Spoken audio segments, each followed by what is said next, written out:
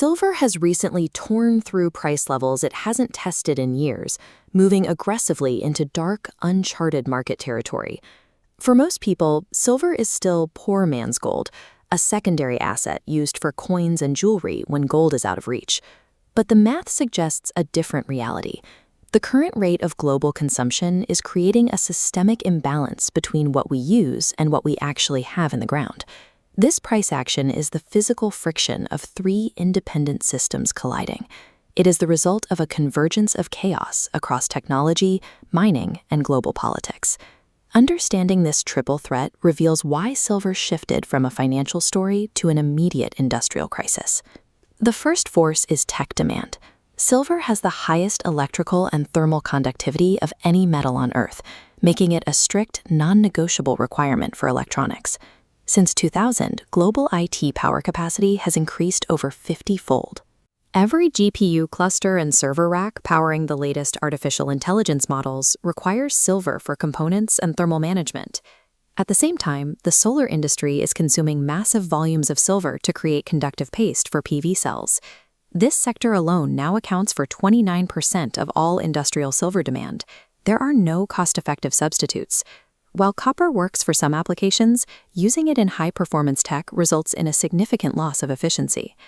The global AI and green energy revolutions are physically built on a metal that is being consumed much faster than it can be replaced.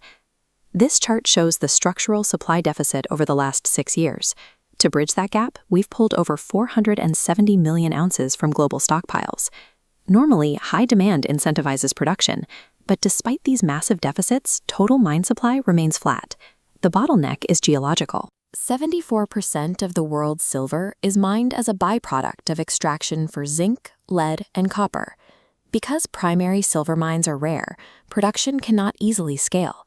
The mining industry cannot simply open a massive new copper pit just because tech companies need more silver. This leaves the world's most advanced technology supply chains hostage to a metal that is produced as a secondary afterthought. The third force is macro panic. Regional conflicts in the Middle East and rising trade tensions are throwing gasoline on an already burning supply chain. Institutional investors and sovereign wealth funds are now rushing into silver ETFs, treating the metal as a critical macro hedge alongside gold. India is the prime example of this panic. Consumer demand became so frantic that the government was forced to intervene to protect its financial stability. To stop the drain on foreign exchange reserves, they implemented a massive hike in silver import duties, raising the rate from 6% to 15%. This global hoarding is locking physical silver into vaults at the exact moment the industrial tech sector needs it for assembly lines.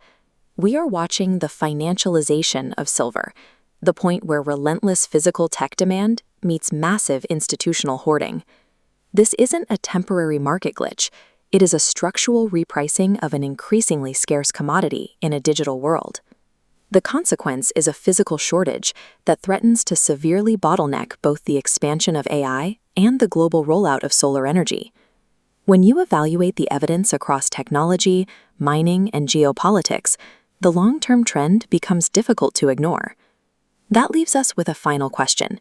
Is silver the essential physical floor for the next decade of growth, or the single point of failure that will break the global supply chain?